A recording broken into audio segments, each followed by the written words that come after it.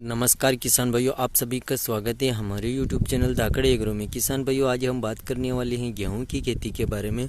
तो किसान भाइयों, जब हमारी गेहूं की फसल में हम पहला पानी देते हैं तो उस समय कौन से खाद डालना चाहिए और कौन सा उर्वरक डालना चाहिए हमारे गेहूं की फसल में, जिससे जो है पौधा होता है गेहूं का, जैसे कि किसान भाई देख सकते हैं इसकी ये जड़ें हैं, इनको कैसे मजबूती प्रदान करना चाहिए और ये जो जड़ें हैं ज़मीन के अंदर तक अच्छी तरीके से जाएगी, तभी जो है किसान भाइयों ये पौधा की ऊपर की जो शाखाएं होती हैं किसान भाइयों, जैसे कि आप देख सकते हैं ये शाखाएं निकल रही है, ट्रेलरिंग निकल रही हैं, वो किस प्रकार से अच्छी ग्रोथ पर आए। तो उसके लिए किसान भाइयों हमें कुछ खाद की आवश्यकता होती है, वो हमें हमारी गेहूं की फसल में डालना चाहिए, जिससे ये पौधा अच्छी तरीके से काम करेगा और पौधे में काफ़ी बढ़िया हरापन देखने को मिलेगा, अच्छी फुटान होगी, अच्छी शाखाएं निकलेगी, अच्छी तरीके से कल्लों का विकास होगा।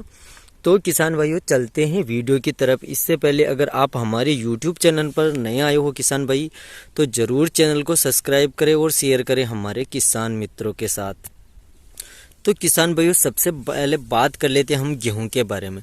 किसान भाइयों, ये हमारी गेहूं की बुआई लगभग बोए हुए इन गेहूं की फसल को लगभग किसान भाइयों 23 दिन हो चुके हैं। 23 दिन बाद अब हमको लग रहा है कि इस गेहूं की फसल में पानी की आवश्यकता है। तो इसके साथ हमें कौन सी डोज देना चाहिए जिससे हमारे गेहूं में अच्छी तरीके से फुटाव देखने को मिले, पौधे में अच्छा विकास हो जाए और जो गेहूं की शाखाएं निकल रही है, कल्लों का विकास हो रहा है, वो अच्छी तरीके से हो जाए। और जो पौधे की जड़ होती है किसान भाइयों, जैसे कि आप देख सकते हैं वीडियो में जो जड़ें होती हैं उनको किस प्रकार से मजबूती प्रदान करें। अगर किसान भाइयों अगर आपके पौधे की जड़ों का विकास नहीं होगा तो पौधा ऊपर से अच्छा नहीं चल पाएगा।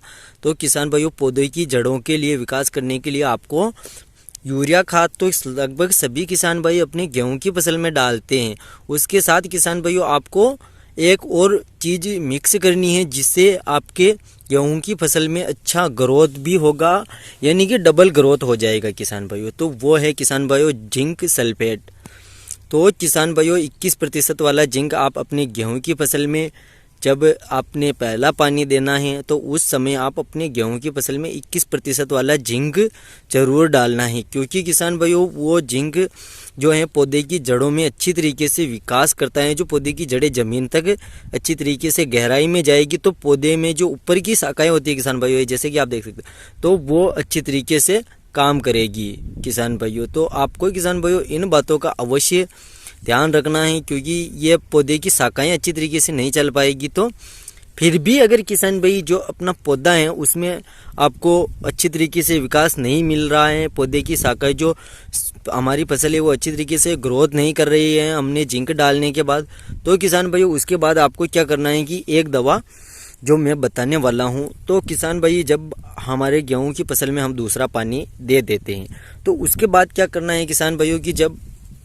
दूसरा पानी देने के बाद जो हमारे गेहूं की फसल में खरपतवार, जैसे कि आप देख सकते हैं किसान भाइयों खरपतवार ये उगने लग गई हैं, तो इसमें किसान भाइयों जो खरपतवार होती हैं वो अलग अलग प्रकार की होती है। तो कई खरपतवार बड़ी पत्ती की होती हैं, तो कोई चौड़ी पत्ती की, सकरी पत्ती की, जैसे कि किसान भाई अलग अलग प्रकार की खरपतवार पाई जाती हैं। तो किसान भाई क्या करते हैं, जो खरपतवार नाशक जाते हैं दुकानदार के पास और बोल देते हैं मुझे खरपतवार चाहिए, खरपतवार नाशक चाहिए गेहूं के लिए। तो किसान भाई आपको ऐसा नहीं करना, दुकानदार के पास जाना है और उसको बोलना है कि भाई हमारे गेहूं की फसल में ऐसी ऐसी खरपतवार नाशक उग रही है, तो उसके लिए हमें कौन सी दवा डालना बेहतर रहेगा जिससे हमारे गेहूँ की फसल को झटका ना लगे।